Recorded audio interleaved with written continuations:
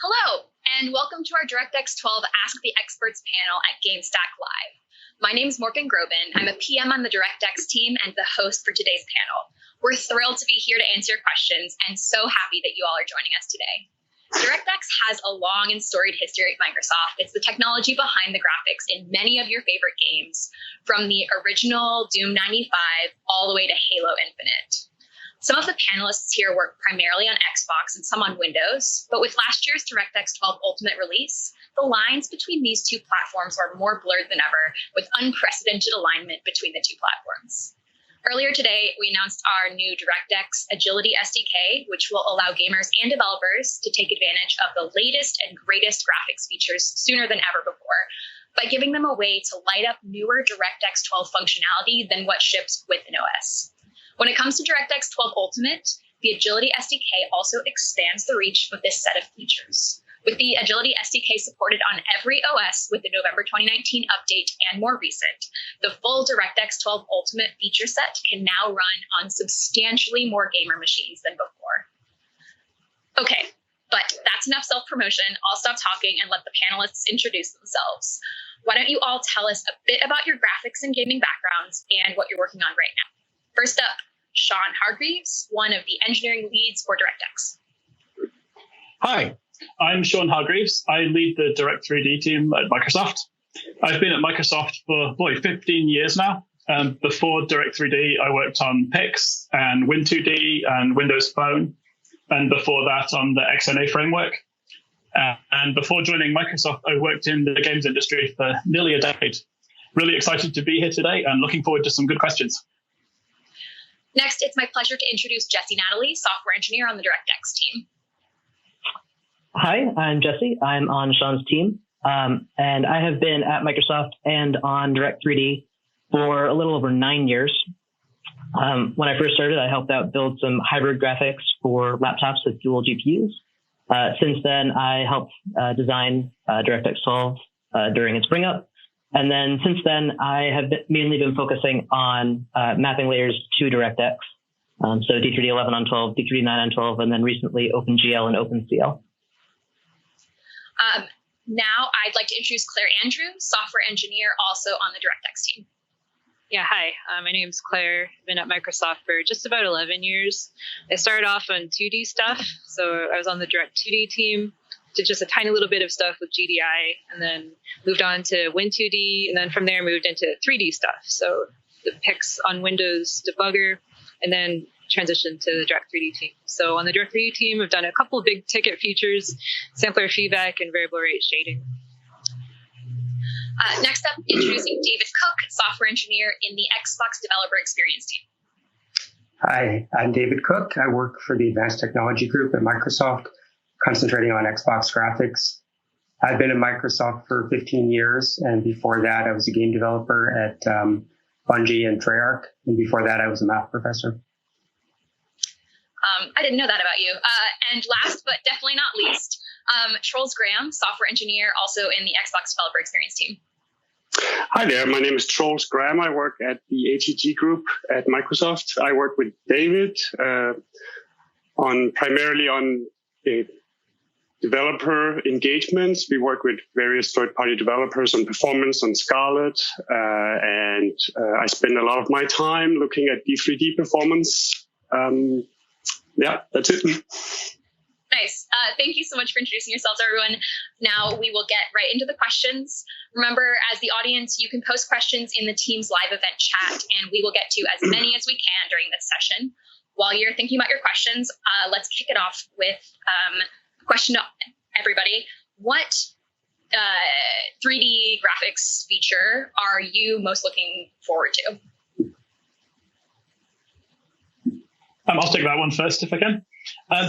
This is borderline a small-sounding feature, but I'm super excited by the ability that the Agility SDK is going to give us to get debug layer improvements out to developers faster. The debug layer is a critical quality of life thing for graphics developers. And we so frequently have this interaction where a developer comes to us with a problem that took them forever to debug. And it's like a one-line fix in the debug layer to just go validate the thing and solve the problem. So we make that one-line fix.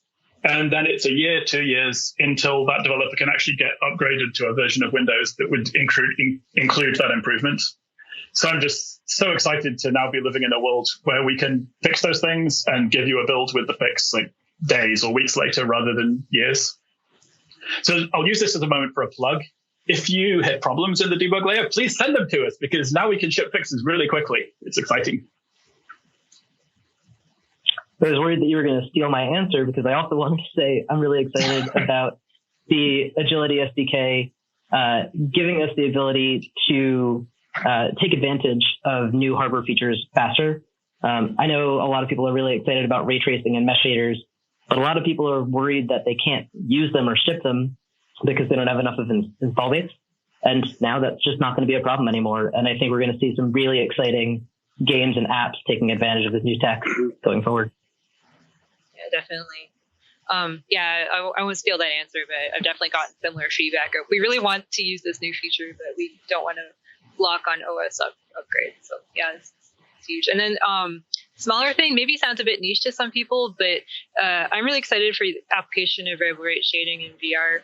I think VR is pretty cool. I have a headset here. I think variable rate shading has a lot of applications in VR, especially if you have eye tracking. So I think those two things go well together. I'm excited for it. I think I'm pretty excited for Geometry Shader, which I haven't had a chance to work with at all yet. But it puts together two of the things I like, which is new graphics techniques and new hardware. I think it's going to teach us a lot about how the hardware works when we see people taking advantage of this new stage. I'm super excited about sampler feedback streaming and partially resident textures. I think that'll bring about a whole new level of realism in games, which will be super exciting to see how developers can use that. All right, we've got a question from the audience. How do you see the features in DirectX 12 Ultimate shaping games and how they get built? I think this is a Shawn question. Sure, well, that's an exciting one. So there's a whole grab bag of separate features that we combined into DX12 Ultimate. Probably the most impactful one is ray tracing, but really this is a set of features that we designed to work together.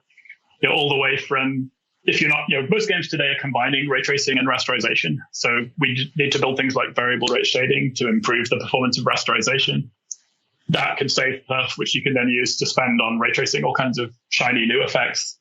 Mesh shaders really let you push the geometry pipeline much more aggressively and in creative ways than was previously possible. So, combined these features, I think, open up a lot of new doors for programming flexibility and then new realism that can come through that. The thing that I think is the most important, and I'm really pleased with the alignment we managed to get in this round of functionality, was to have the same set of features supported across the PC gaming ecosystem and also on the Xbox. And that's so important because it's challenging for a game engine to go down totally different architectural paths for different platforms. So there's just a ton of benefit to being able to say, you can go all in on a streaming system that uses direct storage and uses sampler feedback to optimize that streaming. And then you can do ray trace reflections based on these textures that you've streamed in. And that same architecture will work across the console and on PC. I would add to that on the Xbox side. In the past, we've often had a problem getting feature adoption for features that were only going to be available on console. Some developers are willing to do it and others are not. And now it's pretty exciting to see developers having a strictly cross-platform engine and still being able to use new features at the same time. We got another question from the audience. I noticed that D3D12 is now supported in WSL. Why and how did you do that? And if you could elaborate on what WSL is for those who don't know. That's probably to me. So we have a talk that we did at the X.org Developers Conference last year, which will go into a lot more technical depth than I'm going to right now. So if you want, you can follow up with that afterwards. At a high level, WSL stands for Windows Subsystem for Linux. It is a way of running Linux command line applications on a Windows PC. And we had a very loud request from users of this to be able to run machine learning workloads. And our approach for how to accelerate machine learning workloads was to bring D3D and DirectML and TensorFlow into WSL and let them use the hardware. We built on a GPU power virtualization approach that we use for Windows virtual machines. And we basically built a Linux driver to be able to integrate that into WSL. And then we ported the D312 runtime and a bunch of other components over. And now you can get hardware accelerated machine learning in Linux on Windows.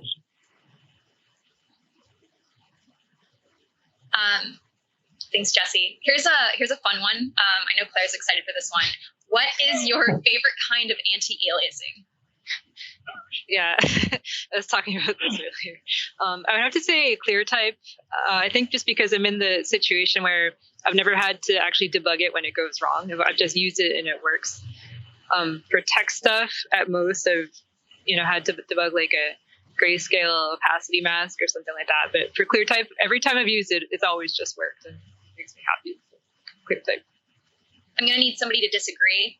Tell us why. I need the clear type hot takes. Anyone else with a favorite anti-aliasing? If not, I can ask another question. Yeah, I could talk about anti-aliasing all day if people want to talk about that. And there's so many ways to approach anti-aliasing and different approaches, different solutions. It's one of the fundamental problems in computer graphics. I find often the techniques that I find the most satisfying are the very, very specialized and domain-specific ones rather than the super general purpose. That, you can do TLAA or whatever and get great results. But like one I'm particularly proud of is a technique I came up with, 20 years ago now on the original Xbox console, which was for a racing game, where one of the huge aliasing problems was the tarmac. The problem you have in a racing game is the more detailed you make the tarmac, then the faster it scrolls by under the camera, the more horrible the artifacts you get. So I came up with a technique of pre-calculating a bunch of different rotated versions of the detail texture and cross-fading between them that I thought worked really well. It was very specific to racing games on tarmac, but worked really well for that game. It could probably work well for like maybe stairs too in some cases. You see the same kinds of aliasing. Far away stairs. Yeah, like totally non-general purpose, but if you're working on a game that contains half the screen being one surface, it's worth building special stuff just for that one type of material. So I know we're all fans of games here, but there are some other applications of DirectX. So what application of ML, machine learning, in graphics are you most excited for?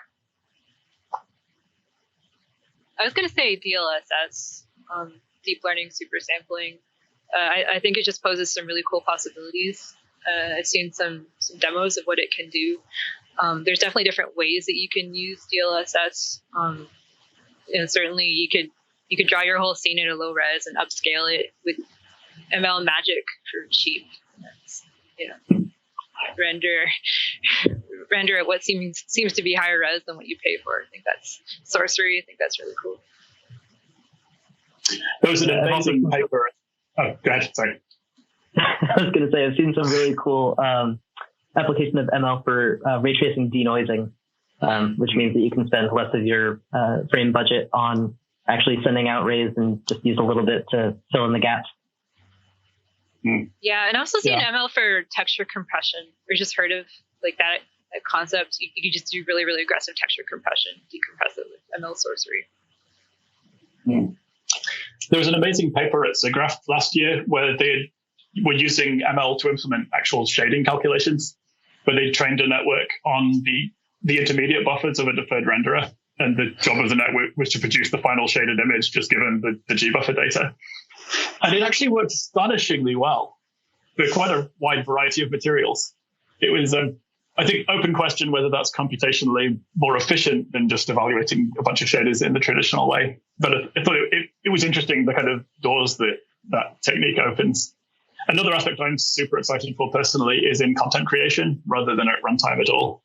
But there are so many tasks in game asset pipelines that are in that kind of space between like the creative artistic part of building things, and then the just very mechanistic going and placing instances or filling in frames of animation.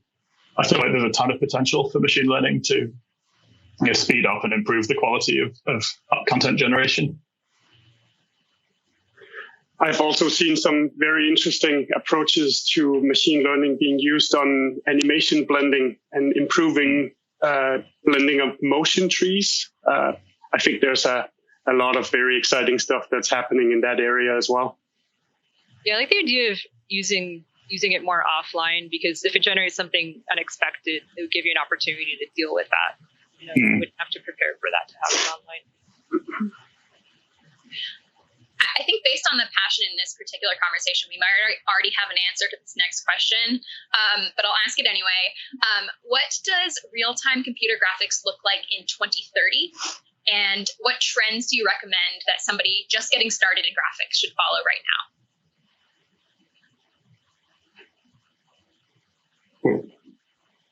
Who wants to take that one first? David, have you got to take a stab at that? Well, I can tell you that if I had been asked that question 10 years ago, I would have gotten it wrong. So I'm... Crystal ball's not... You always think that what you're going to do is what you're doing now, but faster or a little bit improved. And it's usually something totally different, like ray tracing. I'm hoping that we'll see ray tracing more and more and rasterization less and less, because it's exciting to be able to sort of step out of the screen and in a way light the entire world just so that you can get the part that you can see. So maybe I'll put that as my guess, more and more ray tracing, and see if that's right in 10 years. I would also add in there that one thing to not be afraid of is to dive into low-level stuff. 3D APIs have, unlike other APIs, become more and more low-level. So it's definitely an area that you shouldn't be afraid to look into going forward. Yeah, for me, I think the trend toward denser meshes with more geometry and more things being expressed as geometry instead of as things that approximate geometry. So yeah, I think we'll be seeing a trend toward that, and then also just lighting that better represents lighting in the real world rather than just a crude approximation of it. So yeah, like more ray tracing, less rasterization. Although there's still a space in my heart for rasterization right now, of course, because variable rate shading is a big part of my work right now. All right, we have another audience question. Following up on Claire's excitement on foveated rendering in VR with VRS, do you have any thoughts on foveated rendering on desktop gaming and possibly on foveated rendering in cloud rendering? It definitely poses a possible performance savings. So you could definitely use foveated rendering outside of VR. It's just VR seems like the most obvious application that comes to mind. Certainly there are games where that could be a stylistic decision. So yeah, I think that it doesn't necessarily have to be tied to VR. And for, whether it's on desktop or on cloud, I think you could, saving performance is valuable. So I think you could use it to save performance. I think the biggest challenge once you go outside of VR is knowing where to preserve the detail and where to discard it. VR systems tend to come with eye tracking and super low latency. The whole design is optimized around minimizing latency. So it's pretty reasonable to just render in detail where the eye is looking and not where it isn't.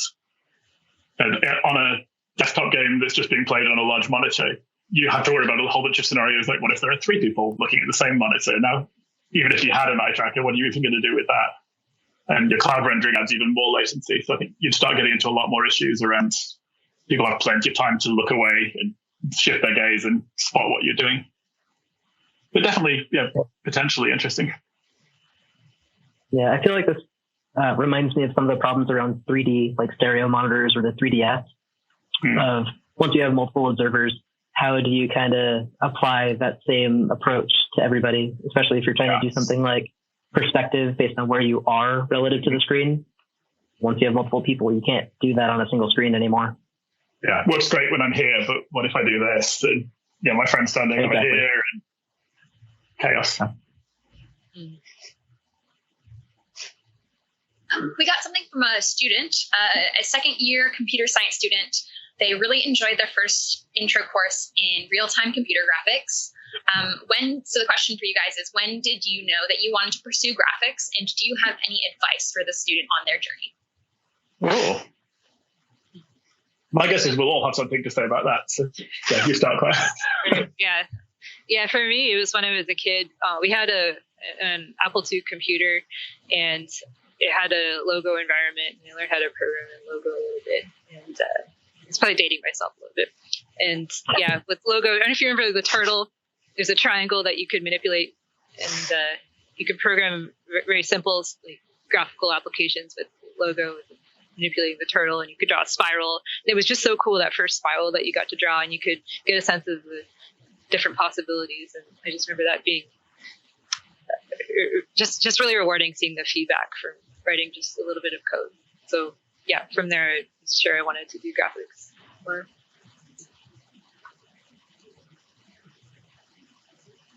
I'll take that one next. Yeah, I didn't ask the second part. Oh, sure. So, keep going. Oh, sorry for interrupting. What was the second part? Oh, do you have any advice? Yes. Yeah, my advice would be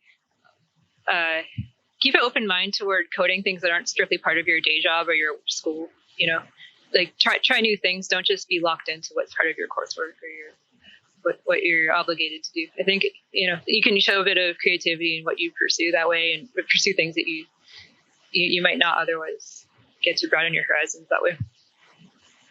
Yeah, I would 100% agree. I was going to say, I didn't know that I wanted to do graphics until I joined the D3D team and was doing graphics. So that open mind side of it, yeah, definitely. You never know what's really going to grab you and kind of determine where you're going to go from then on. Yeah, completely thirding that sentiment.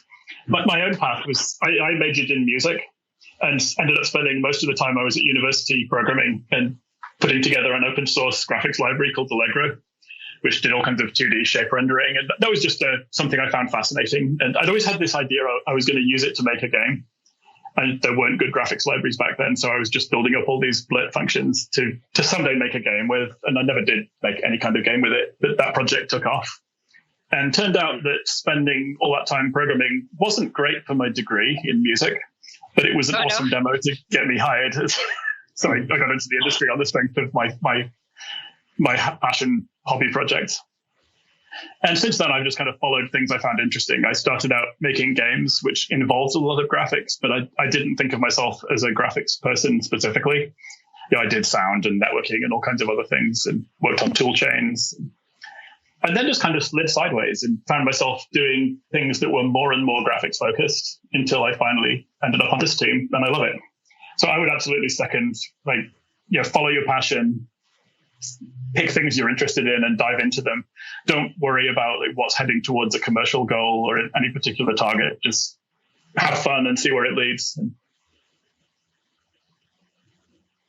I'm old enough myself that I had the advantage of being able to do things that I had no experience in because nobody had any experience of them back then. And maybe it's a little bit more difficult now with people studying computer science in college. But my advice would be, don't worry so much about what you're learning now, because what you end up doing in 5 years will be something that doesn't even exist now, and nobody will have any experience in it, and you'll have just as much of a leg up as anybody else. Yeah, for me, the fascination also started as a kid when my family bought a ZX Spectrum, and I learned a little bit of BASIC to be able to plot pixels on screen. That was when the first wow moment appeared. And after that, I started programming on Amiga. And did you actually plot the pixels, or did you just do a bunch of pokes? I just poked into the screen buffer to set pixels, and I was just like, whoa, I can control things so powerful. Yeah, and then I joined a demo group on the Amiga later, and that actually had a graphics processor you could program. Before the PCs actually had graphics processors. And that was really an eye-opener. You could program the copper, and it had a hardware blitter and all these sort of registers you could poke and see what was happening. So programming fancy demo effects, that was what got me all roped into to demos first, and after that, I got my first sort of high school job helping out a game team, and after that, I got my first job in the games industry, and yeah, now it's 25 years later. On the same vein, if somebody knows that they want to like learn DirectX, they have some C++ experience, but not a ton. What's the best way for them to learn? Where do they go if they have questions? Where do they begin? I would definitely recommend. I'd recommend. First of all, as a resource, our Discord. So we've moved into the 21st century. We used to have the D3D forums. Apparently, forums aren't cool anymore. So we've gotten a Discord. So that's what the cool thing is now, apparently. So yeah, discord.gg/DirectX. So you can go there and ask me or any of the other people on D3D questions, either directly or indirectly. Yeah, and then besides that, people trying to learn just about Direct 3D, I would say books are a bit underrated. I would definitely nudge people toward books. At least just don't write off the idea of books. I know some people will just, think that they're all outdated and become obsolete quickly. I don't agree with that. I think that learning from books is really valuable. It can teach you more of the why and not just the how of the API. So in particular, Frank Luna's book, about game programming. There's a Direct3D 11 one and a D312 one. So the 12 one give you the Direct3D 12 background there. There's also a bunch of great D3D samples available on GitHub that are great starting points for learning how to set up the basic windows and message loops and all of that sort of stuff, and get the device created and creating basic resources for swap chains and so forth. That's a great starting point. Yeah, I would agree with that. I've always found it easier to start with something working and modify it than to start with a blank page. I think it's very rare in programming to start with a blank page and just code from scratch. Yeah, I knew one person that did that, and they got lost in a bunch of Win32 stuff. Like, it was a while before they actually got to interact with D3D. Yeah, it's always the stuff that you weren't interested in anyway that trips you up. Yeah, one other thing I would plug there is a project called the Directx Toolkit, which is an open source project on GitHub maintained by our colleague Chuck Walbin. That contains a bunch of helper code there's versions of it for Direct3D 11 and Direct3D 12. And it's basically like a grab bag of helper functions to do common things that you're going to need. So it provides some things like a bunch of shaders for doing standard lighting algorithms and basic animation, and functions for doing things that make a sphere and just create the geometry for that and then draw it. But a bunch of the stuff that a full game engine wouldn't need and would just handle itself. But when you're getting going, it can be really handy to just say, okay, I want to just have some shapes and have a shader and draw some stuff. So that'll help you a lot. All right, I'm going to hold this up here while I ask the next question. This is our Discord.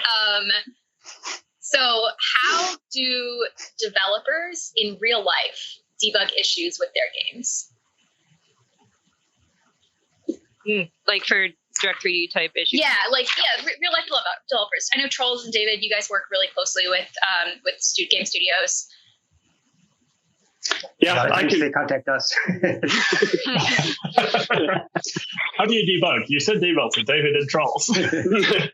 Well, first step is figuring out what the problem is, and often taking a pix capture and looking at if you're looking at corruption, for example, in your frame, is trying to figure out where the corruption happens in your frame. Often your game frame consists of a lot of different passes and a lot of different things go on. So just identifying where the initial problem happens in the game frame is the first step. And Pix is a really good tool for doing that. You can basically step between all of the different events of your passes and try to figure out where the corruption initially gets introduced into your frame. So I would say that's the first tool to go to in case you have visual corruption. The problem that always hits me when I'm starting something new is you just get nothing on the screen at all. And Pix is very helpful with that as well, because it can verify, yes, you did make a draw call. At least you did that. And then you can delve into what you did wrong. Yeah. Related to that. Oh, go ahead. when I get asked that kind of question, I always try to also make sure, are they using the debug layer? Like step 0, please don't not use the debug layer. Some people don't know about the debug layer, so it's very easy to install and very easy to use, and it will tell you if you're doing something that's wrong or something that is considered invalid by the API. Sometimes you can get lucky and have something that's technically wrong in terms of API usage, but you may get lucky and do something. So debug layer will help you uncover all those situations, and it helps you for other cases too, where basically you're not using the API correctly. So yeah, step 0, use the debug layer, and then it also has GPU-based validation in case you're doing something wrong in such a way that can only be checked on the GPU timeline. So that sometimes people just don't know about that either. So I always try to tell them. And then picks on Windows or picks for Xbox. Great debugging tool. One other trivial little trick that I found to be surprisingly useful, particularly in the early stages when you're just bootstrapping a new project, is when you start out, you create a window, you clear it, then you draw something. And like David said, the usual problem is the thing you drew just doesn't show up. And half the time that's because it's behind the camera or doesn't even exist. The other half of the time it's actually right in front of you, but it's black. So trivial little technique, clear the screen to blue, not black. Everybody starts out, they're just like, clear to 0, draw my thing. I see nothing. But just change the clear color and you'll be like, there it is. It's just black. And now you have a much more straightforward debugging problem. Adding on to that, you guys have been talking about correctness debugging, but there's also performance debugging. You may have a thing that's working, it's just way too slow. And I would add that Pix is also going to be really useful for that. It has timing captures, or you could replay GPU captures and capture timing data to kind of dive in and see where you might be spending time.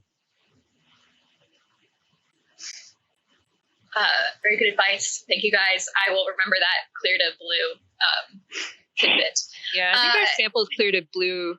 The ones I'm remembering right now, they do. So if you start with samples, if it's just like a toy app, then you'll have that already. So switching gears a bit. Cornflower. Oh, cornflower blue. It's always cornflower blue. Yep. Switching gears a bit. What does a typical day look like for you? A work day, specifically, to be clear. Usually I'll sit down on my computer, check my email, open Teams, open Discord sometimes, check the Discord forums. I spend a lot of time reading specs and writing specs versus like writing all new code. So trying to understand specs and make sure that everything is expressing the right set of things. And then I spend a good amount of time talking to IHV's hardware vendors like NVIDIA, AMD, Intel, and making sure that I have a good channel of communication with them, that I know what belongs in the future. So, and then besides that, writing code, write a lot of tests, write a bunch of validation, add the runtime support in Directx 12 for a new feature as I get into developing it.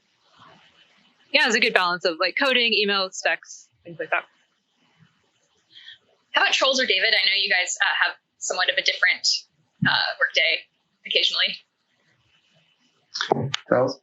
Yeah, well, my morning also starts with opening Outlook and realizing that everything I did yesterday is not the most important thing today. So I do a lot of context switching and engaging with developers on our forums.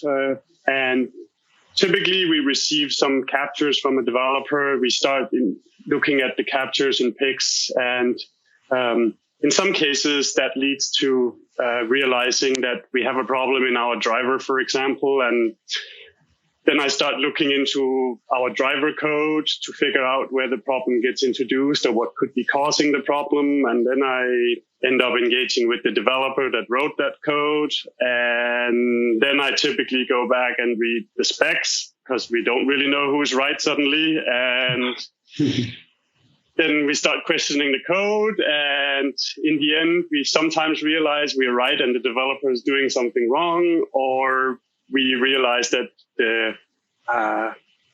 the code is wrong, and we come up with a PR that then ends up going through our PR process and gets submitted to the driver, and we inform the developer that there will be a bug fix in a future release. So yeah, I also spend a lot of time reading specs and looking at driver code in the OS code base. All right. Oh, yeah, sorry, just one more thing. I would say the single hardest thing that happens that's really a struggle is there'll be a fault that occurs about an hour into a game or half an hour into a game. So I have to play a game for half an hour to get to the point where there's a fault and then repro it and fix the issue. The struggle is real. I think the best part of my job, having been a game developer before, there's a lot of fun in working on a game, but you end up spending 2 years in the trenches on one little feature. In this role, I get to see everybody's games and how everybody does things. It's like fast forward through 5 careers. All right. This is a kind of interesting question. Do you have plans to improve further GPU side issue debugging? So like TDRs, GPU page faults on PC specifically, with more information from Dread, PIX, capture on crash, replayable, etc. Maybe touch a bit on like what PIX's role you think would be in the next 5 years. I can take that one. Super interesting question. The short answer is we have a lot of investigations and thoughts. We don't have really concrete plans at the moment. If you have ideas on that and things you would like us to prioritize, please come to our Discord and share that with us. We'd love feedback on information that people would find useful there. The GPU debugging is a really hard problem, and particularly GPU crashes when something goes wrong on the GPU timeline. And partly it's hard because GPUs run asynchronously from the CPU. So at the point when a fault occurs, the actual code that caused it is often long gone. And also they're massively parallel. So when a fault occurs, you have to disentangle which of the 10,000 things that were happening at the same time it was actually the faulty piece. And then the third problem is that we program GPUs through so many levels of indirection. Yeah, there's the game code, then there's a translation of shader code through an intermediate language into the hardware format, which is opaque to everyone but the hardware vendor. There's a driver, then there's actual silicon executing something. So when the silicon hits a fault, to kind of unwind all that way back through those stages is very, very difficult. So we've built a number of things trying to help with that. The debug layer and GPU-based validation that Claire talked about earlier is one of our best tools. We think Dread is a pretty useful tool. PIX has some functionality to effectively kind of capture up to the point when a GPU fault occurred and then do a binary search to identify where in the sequence of commands was the offending command. And that can be really useful. These tools feel to me like we have this big problem and we're chipping away at different sides of it. And like the debug layer chipped away this bit and PIX chipped away this bit and Dread helps with a bit under here. And there's still a pile left that we really haven't figured out how to tackle. So please tell us how to tackle this. Like, bring your ideas. Meanwhile, we have ideas. One of the kind of far-flung hypothetical future universes is to switch from the kind of capture APIs and replay approach that PIX uses to something more like how CPU debuggers work, where you actually just, the CPU hits a fault and it just stops, and then the debugger can go and see what's on the call stack, what were in the registers, truly inspect. We don't really have a line of sight yet for how do you get from how we program GPUs today to that place. But boy, it would be a great place to be. And looking forward in more far-flung timeframes, I expect that's eventually where the industry is going to end up. All right, this one's interesting. Has seeing how the sausage gets made changed your relationship with games? I'm amazed that anything ever runs.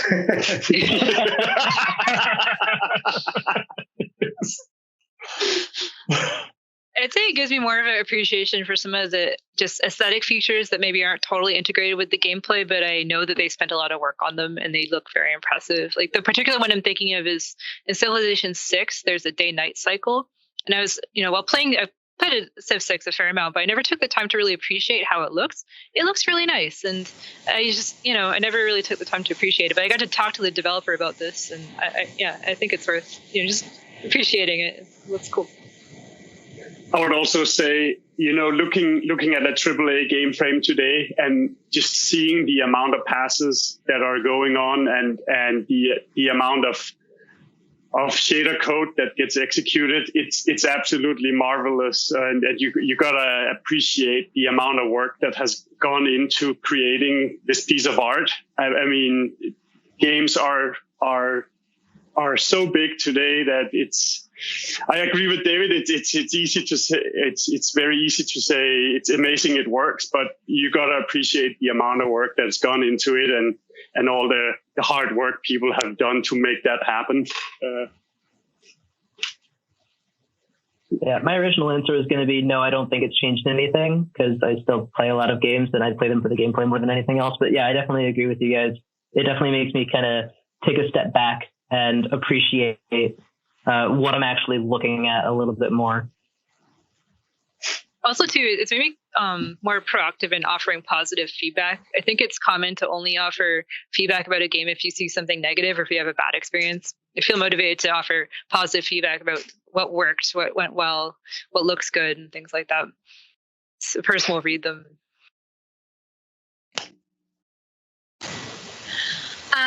So display related, graphics is really about displays and GPUs in combination. Where do you see display technology going in 5 years? In XR, somebody will have to explain that one to me. I don't know what that stands for. On the desktop/tablet, for instance, there's 240 hertz displays available now and multifocals, light field in research scenarios. Any thoughts there? For displays, I get more excited about high refresh rate than extremely high resolution. Absolutely. Variable refresh rate is also exciting. I'd like to be unlocked from DBlank finally. Yes. Mm-hmm. Yeah, for me, it's high dynamic range, I think, has been long overdue coming, and I'm really excited that that's in the stages of becoming a widespread reality now. And absolutely variable refresh rate. It's very, very sad that we've spent so many years tied to this a thing that made sense when it was an electron beam. We haven't had electron beams for a really long time, but we have an entire software and hardware architecture that's built around pretty old display concepts. So it's fantastic to finally get to a place where a frame just takes how long it takes, and then you flip to the image immediately when that image is ready. I would say... Sorry, go ahead. I would say HDR is definitely top of my list as well. The amount of immersiveness you can get out of HDR is with a good display. I can't wait for that to become mainstream. That's really exciting. So is anyone here excited to go to 8K? Not so much. We asked that question at XFest conferences, and we haven't had much response. Are we rendering at HK or displaying at HK? Can we upscale? Back to DLSS. Also, we will have to debug all the performance problems that come with that. So, yeah. I was going to say, I think the question asked about XR, which I think was VR AR hybrid. I think it's going to be really interesting to see all of the display innovation that's happening in the desktop and TV space between HDR, high refresh rate, variable refresh rate, and higher resolutions, all coming to smaller devices that can be used for those kinds of things. And combine that with adding in more powerful GPUs to be able to actually give you that kind of immersive experience. And I think that's going to be really interesting. Yeah, when we have innovations in displays, whether it's, well, the big one I'm thinking of is extremely high resolution. I want it to be a really good end-to-end experience. Like, we can check the box that says it's a high resolution display, but I also want to see, if it's mobile, for example, good battery life, disk spaces that also kind of scale, or memory that also scales. Like, I want to see an end-to-end scenario that's really, really good. Like, yeah, maybe you can have 8K rendering, but what about the textures that you have to store them? It's really interesting that we spent about 20 years chasing higher resolutions, and now we don't know what to do with ourselves anymore because 8K just doesn't seem like the next step. Yeah. What's really interesting to me, though, is the display space has just been such an area of innovation over the last four-ish years. After a long period of display technology had really stagnated. We moved from CRTs to LCD technology and got to flat screens that were kind of stuck at resolutions increased slowly. And that was about it. And the quality just was what it was. And display wasn't a differentiator for a long period of time. And then it feels like that just kind of flipped. And suddenly we had, first 3D, then HDR, higher refresh, higher resolutions, higher refresh rate, variable, all kinds of interesting stuff. Lots of improvements in color space management. And it's been really exciting to watch that happen and watch manufacturers realize that a better display can actually be differentiating for a device. And that's really spurred a lot of innovation. So that leaves me thinking, okay, I don't think the evolution from today is just to double the resolution. But who knows where it's going to shoot off. It's going to be fascinating to see. There's a lot of people trying a lot of things with foldable displays and all kinds of interesting ideas out there. All right, I have a question.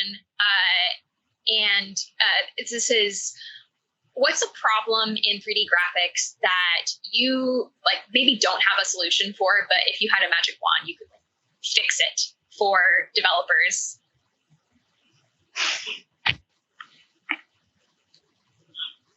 I would probably go back to Shawn's points about how hard it is to debug, especially when you get crashes or other kinds of, something went horribly wrong and you don't know which thread or which stage of the pipeline or which command was responsible for it. Having some way with a magic wand to be able to stop and take a look at what actually happened here would be awesome. I think figuring out the correct shading rate for variable shading rate is a kind of open problem. As a performance guy, it kind of kills you to watch two neighboring pixels do almost the same thing for no benefit, but then two other neighboring pixels do totally different things. And you need to know to shade those second two, but combine the first two. Yeah. For me, I think ray tracing, creating optimal acceleration structures. It just feels like an open problem. If only I had a magic wand that would know how to optimally do it for free. Yeah, that would be great. I think with the advent of ray tracing as well, coming up with a way or figuring out a way to deal with divergence in shader waves would really be something that would be really interesting. Right now, ray tracing, it's highly divergent usually, and that leads to underutilization on the GPU. And I really think if that was one problem that could be solved, there were so many different other workloads that we could use the GPU for in the future.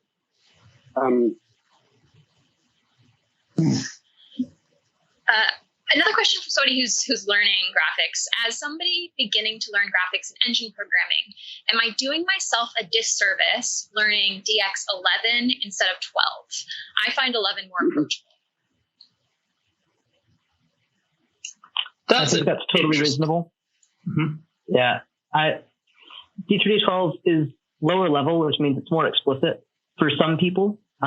Having something that is more explicit where you actually instruct exactly what you want to do and the GPU does it makes more sense.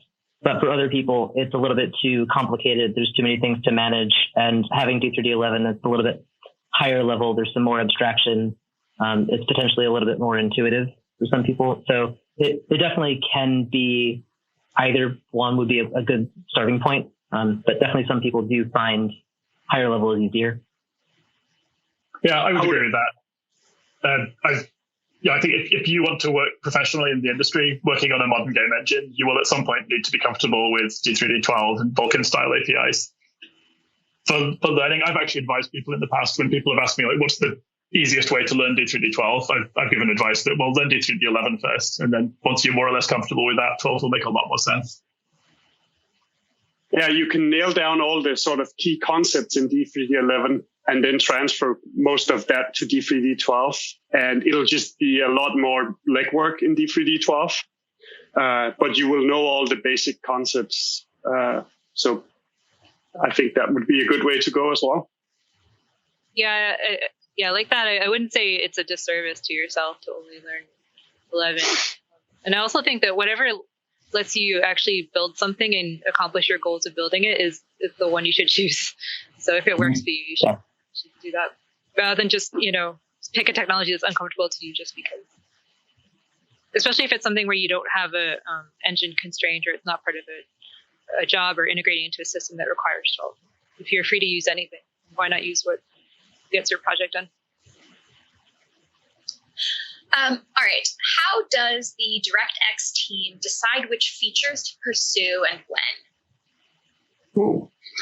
I should probably take that one since it's collaborative, but a lot of that falls on me. So we take a large number of inputs into that process. Yeah, part of it is just what do we believe? We talk things over. We have opinions. We look at trends across the industry. We look at what matters to Microsoft. We also collect a huge amount of input from our hardware partners who are building GPUs and adding new features to those GPUs. And that's a very collaborative process where they're constantly coming up with innovations and discussing them with us. We're going to them with requests and things that we want to have built into the GPUs. It's obviously important when a company is making a big silicon investment that we'll want to have support for that in the API. And then the final source of input is from game developers. It's hugely important to us to hear what people across the industry are struggling with, what they want to do next, what needs to be improved. We collect feedback through our forums. We're talking to people there all the time. And then we also, once or twice a year, we run an event called the Graphics Advisory Board, when we invite representatives from a number of top game developers and hardware vendors. And we spend usually a full day having presentations and discussions about all kinds of harebrained ideas for things that might or might not work out. And so some of it is very concrete. We'll have here's a spec for a thing we've designed and we just want some feedback before we lock it down. And then other stuff will be a very vague, hand-wavy, open discussion. And we get tons of really valuable feedback from that about, out of the 50 things that we should go do, which 3 should we actually do this year? I have another question. What is a mistake either that you, your team, or the graphics industry as a whole has made in the past? Like some feature that people didn't end up using or, And if you don't have an answer, you could just say pass. You don't have to admit weakness. I've never made a mistake in my entire career. I'm curious what other people would say to this. I would nominate the geometry shader stage in the Vertex pipeline. It seemed like a really good idea at the time. It enabled a bunch of scenarios that seemed important. It turned out it just didn't fit how SIMD GPU shader hardware works that well. It was just incredibly hard for implementations to get good occupancy and efficiency using geometry shaders. So it kind of ended up as just, as people played with them more and learned what they could do, the conclusion ended up being that there's almost always a more efficient way to do it, anything not using a geometry shader. And I feel like we finally fixed that with the mesh shader design, which is much more explicit about the cooperative nature of SIMD threads. And it does let you do all of the same kind of things a geometry shader could do with culling and synthesizing geometry and amplifying geometry, but in a way that is actually performant. So that's my example. Anybody else? I would chime in. D3D11 shader interfaces feature was intended to try and solve the shader permutation problem, where you have a shader that can do a bunch of different stuff and you want to build more efficient versions of it that only do a subset of that stuff. And the idea was, we'll just parameterize it a little bit and make it so you can do this on the fly dynamically. And it was a cool idea, except it didn't really work out. And now all the drivers, including our mapping layers, have to implement this complicated feature.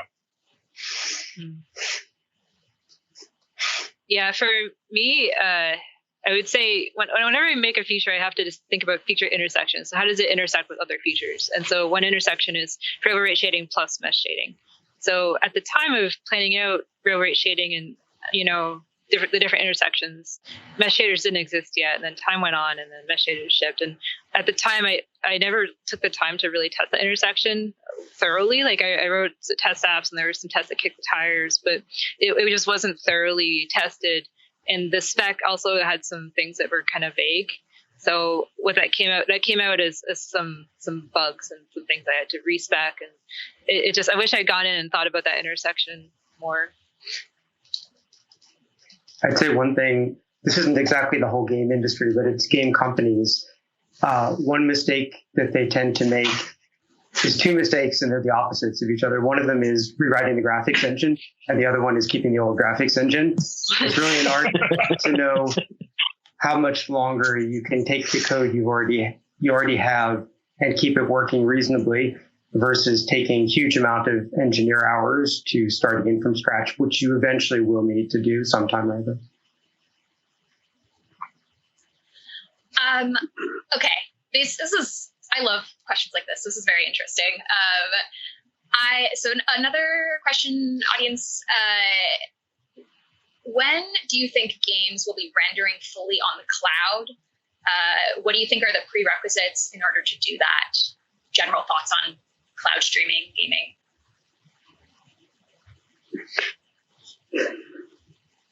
Okay, I'll take a first stab. I don't know if the end state is necessarily ever for games to render fully on the cloud. I think there are a number of services spinning up today that do cloud rendering and are getting good results. But we have computing power on the client device as well. So it's always going to be more, you can get lower latency and a more optimal thing if the cloud is used as an accelerator. And I'm being super vague here because this is all things that don't exist yet. And nobody has successfully built a game engine that split its rendering across client and cloud. But I feel like that, to me, that feels like a more logical end state, just to use all of the processes instead of just one or the other. And I'd love to see something like that happen someday. I want to say that I saw a tech demo, 5 years ago maybe, of someone that was doing global illumination on the cloud, but all the actual client rendering was local, which is kind of almost like using ML offload to do some computationally expensive stuff and then just render the result. Because the thing is, it's appealing to just say, well, I just render in the cloud and then I can just play back on any endpoint. But every endpoint device has a GPU in it these days, and even very low-cost phones have a fairly powerful GPU. So it seems to me like, why wouldn't you use that?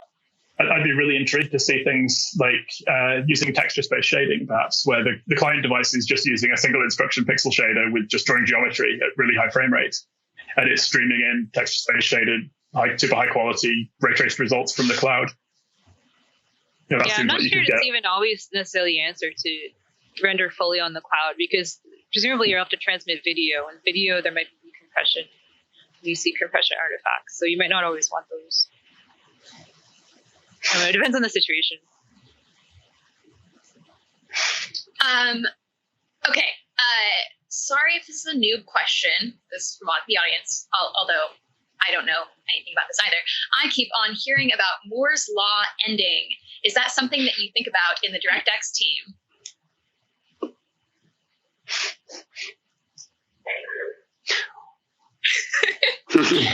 I think it's fair to say it's slowing down now. So we'll see. Nobody will mark a date and say this is when it died, but it will die a slow death, and we'll have to come up with other, make up for it in design or in software.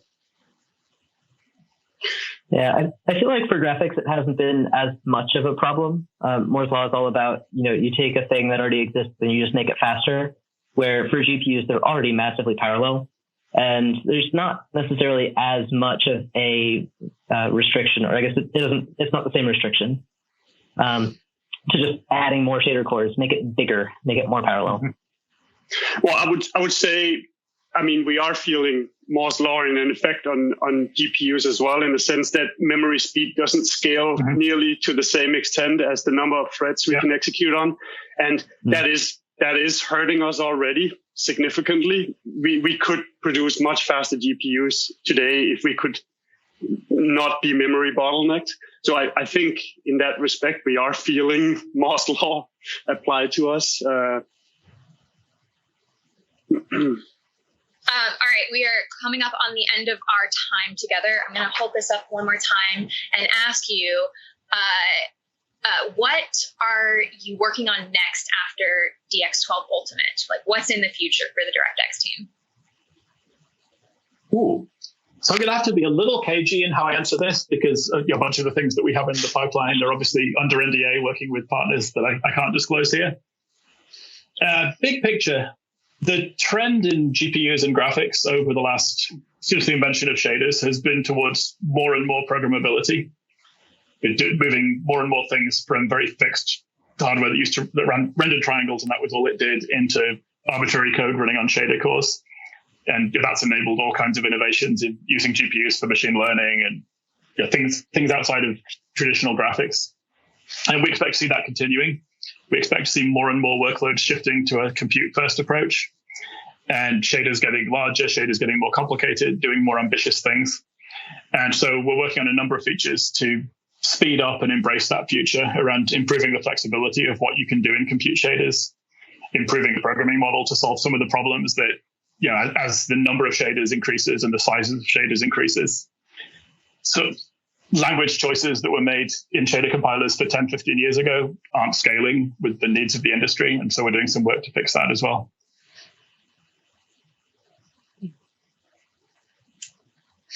Well, that's it for our Ask the Experts panel. Thank you all so much for coming. Thank you so much to our experts for being here and sharing your thoughts and your wisdom and your humor. And we look forward to connecting with y'all on any of our various platforms, and enjoy the rest of your day. Yeah, thanks. Thanks. Thank you, everybody. Thank you. Bye.